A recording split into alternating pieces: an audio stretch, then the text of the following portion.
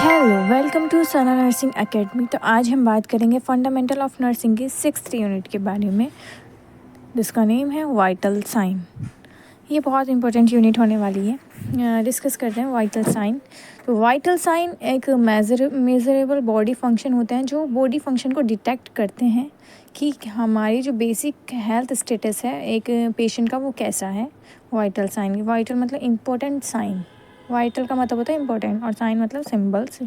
तो main vital science क्या involve होते हैं? Body temperature, pulse, respiration, blood pressure. ये हमारे मोस्ट इंपॉर्टेंट 4 वाइटल साइन होता है हमारी, जो हमारे बॉडी के फंक्शन को डिटेक्ट करते हैं।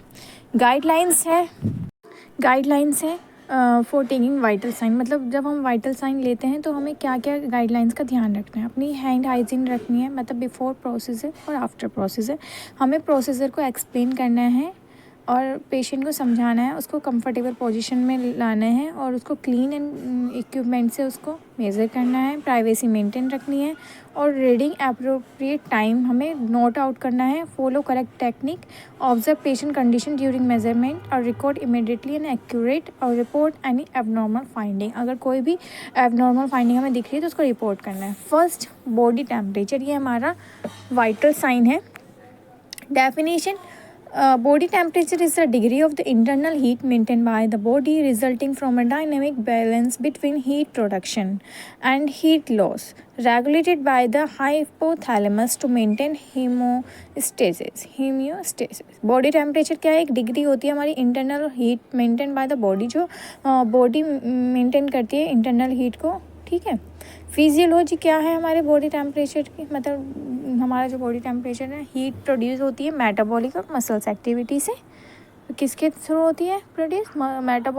मेटाबॉलिज्म और मसल्स एक्टिविटी। हीट लॉस किसके थ्रू होती है? स्किन, हमें जो स्वेटिंग होता है, रेडिएट होता है।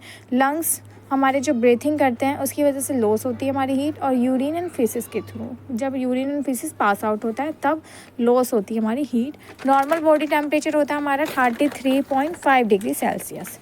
Regulation of the body temperature, कि हमारा जो बॉडी टेम्परेचर कैसे रेगुलेट होता है, अगर हाई है तो कैसे रेगुलेट होगा? Controlled by hypothalamus, thermostat of the body. ठीक है। हाइपोथैलेमस, इमेज में आप समझ सकते हैं, ये रेड वाला पॉइंट जो भी ये हो रहा है इमेज में ब्रेन में, ये हाइपोथैलेमस है।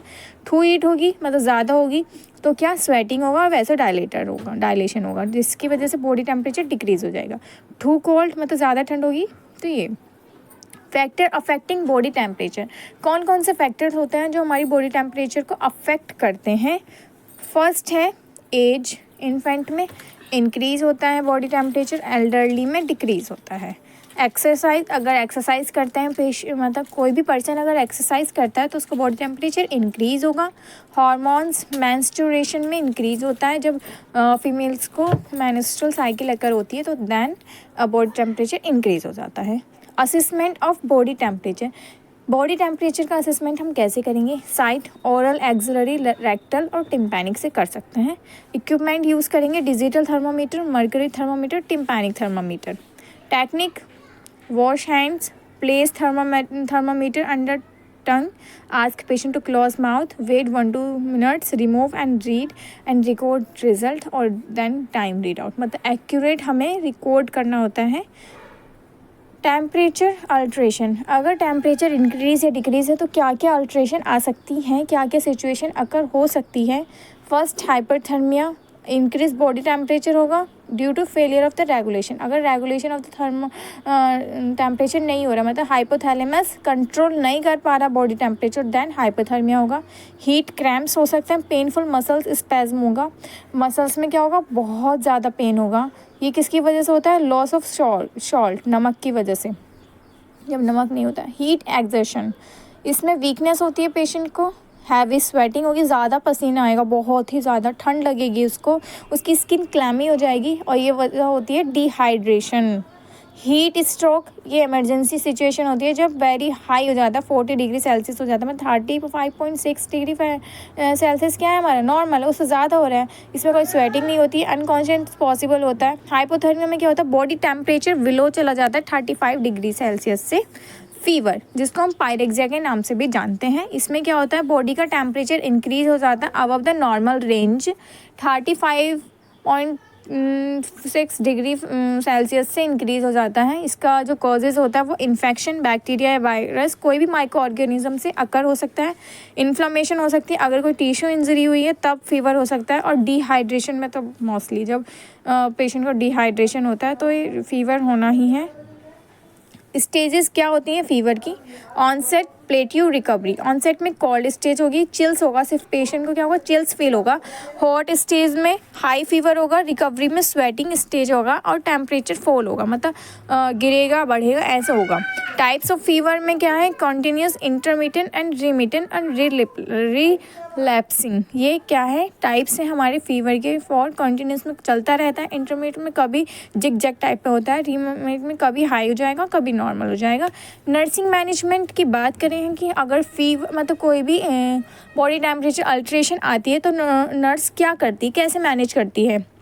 मॉनिटर करेगी टेम्परेचर रेगुलरली, वो 1, 2, 3 आवर के बाद क्या करती रहती है, वो मॉनिटर करती रहेगी क्या बॉडी का टेम्परेचर है।